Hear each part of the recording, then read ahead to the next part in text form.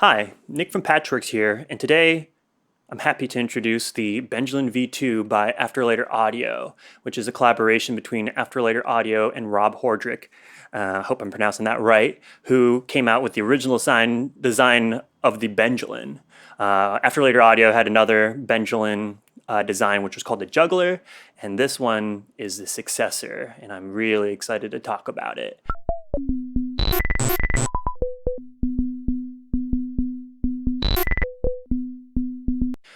The Benjolin, as a lot of people do know, is more of a chaotic sound design modulator. It's hard to describe, but I'm going to try to describe it today, actually. So I'll walk through what's going on here. We have two oscillators, each with their pitch inputs here and wrangler input. The wrangler is kind of at the heart of the Benjolin.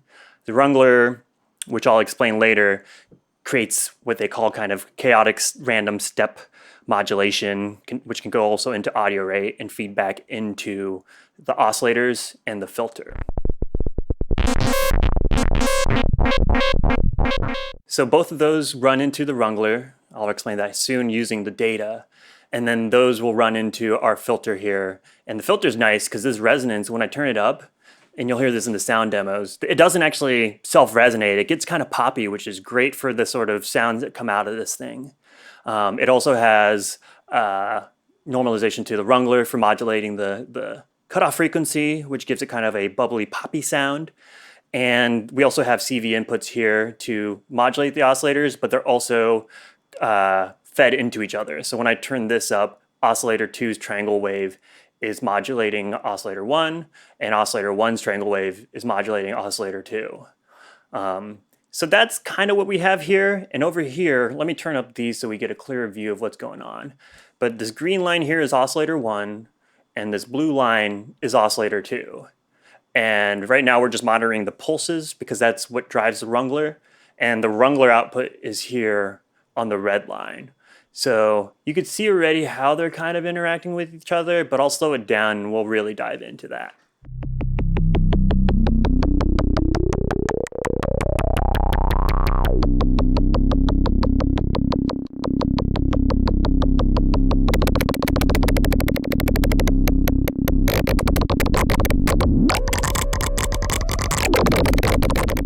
All right, so with the wrangler, what a wrangler essentially is a shift register that is sampling values from oscillator 1 and the clock being clocked by oscillator 2. So the first thing we should see is if we increase the rate of oscillator 2, you see that the wrangler output is actually more or less following it. So let's slow it down there, and you see that every time we get a clock, we get a new value out of the wrangler. That's cool because now we have sort of timed modulation. So think of oscillator 2 as the time source, and when we actually do some patching here, and here are the sound examples, you'll hear that a lot of the rhythm is actually being driven by the rate of oscillator 2.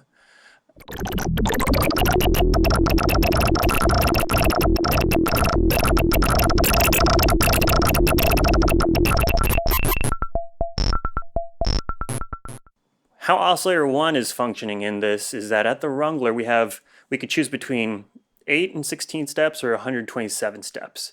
And what that means is I have essentially 8 steps of zeros and ones. When I sample, when this clock goes high, it checks oscillator 1. If that clock's also high, then it will fill that register value with 1. And what it does then is in this kind of rotating buffer of ones and zeros, it'll check 3 of those digits and create a analog or digital to analog conversion. So that's why you see this being stepped versus smooth. It's really giving you essentially 3-bit values. So this gives us, you could think of this as kind of like a sample and hold or a random source because of the way that this is generated. These two are not completely synchronized. So what's coming out of the wrangler is like timed by 2, so it's controllable, and then the values come off of 1, which is kind of hard to come up with sequences that are deterministic, but it's random enough that, and within a range that you can manage it. So this is kind of what's happening at the heart of the wrangler and the Benjolin, but then the chaos really happens when I start turning these knobs up. because now we're feeding this value back into either the frequency of this one or this one. So let's turn up the wrangler on oscillator 1, and now you see that immediately our values, instead of a steady pulse that's determined by the pitch, it is, as this goes high, frequency goes high, and it will sound pretty cool, and you can kind of come up with like fake sequences doing that, because out of the filter we'll get the there's like a comparator that gives you a cool sound between oscillator 1 and 2 and the wrangler. But this is still steady. I'll turn that down.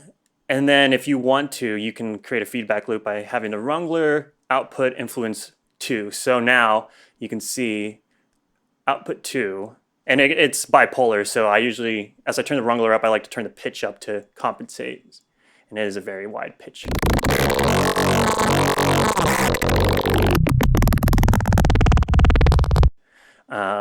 But now you can see that instead of constant values in a time manner, our pulse width is changing, and the way that it's sampling is also kind of changing in time with that.